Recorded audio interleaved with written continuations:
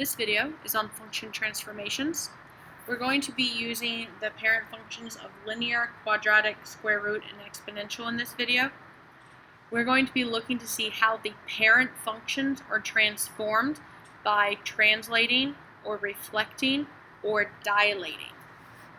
So we have linear, which again goes through 0, 0. Quadratic goes through 0, 0. Square root goes through 0, 0. Exponential does not. The general forms that will help us to use function transformations are very similar in each case. The symbol that is attached to the parent function is the symbol that is also attached inside of the general form. So for linear, we want to use the general form of y equals a parentheses x minus h parentheses plus k. The a value tells us whether or not it's going to be reflected and also what it will be dilated by. It's called a vertical stretch or compress.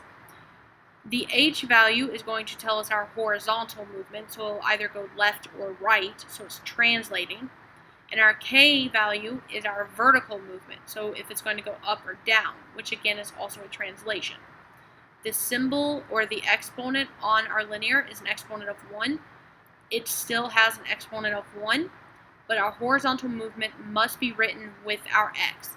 It is an x minus h because when we want to find the horizontal movement, we must basically set this equal to 0 and figure out what actually moves it in that direction. For the quadratic, it'll be very similar, so it'll be y equals a parentheses x minus h parentheses, but the symbol on quadratic is the exponent of 2, so that will be on the parentheses of x minus h. And then we'll still have that plus k. For the square root, you will have that y equals a, and then you'll have that x minus h. But this one has the square root symbol, so the square root will go on to that x minus h. And then we'll have that plus k. The exponential is slightly different. We're going to write it as y equals, we're not going to have that a because it's already going to be there.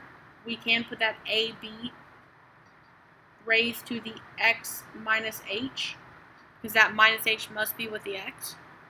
Your b is the base of your exponent, so that's the symbol that is attached to it. Then we're going to have that plus k on the end because it needs to be on the end outside of where the x minus h is. These are the general forms. These tell us, the a tells us if it is a reflection over the x-axis. If it's negative, it is reflecting over the x-axis. If it is positive, it stays normal. It is not changed. A positive value would not be changed from the parent function. We want to know how our equation is changed from the parent functions.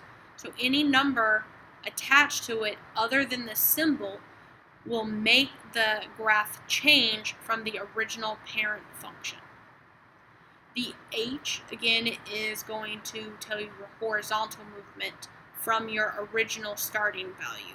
So your starting value for linear is 0, 0, quadratic is 0, 0, square root is 0, 0. We will need to make sure we know what our k value is because that will be the vertical movement as well. So function transformation depends on your a, your h, and your k. There are two things that you can do with the a. You can have a positive and negative, and you can also have numbers. One other thing, I mentioned the reflect over the x-axis, but it can also reflect over the y-axis if the x inside is negative itself. But then you need to make sure that you factor out that negative inside the parentheses so you can actually determine what your h value still is.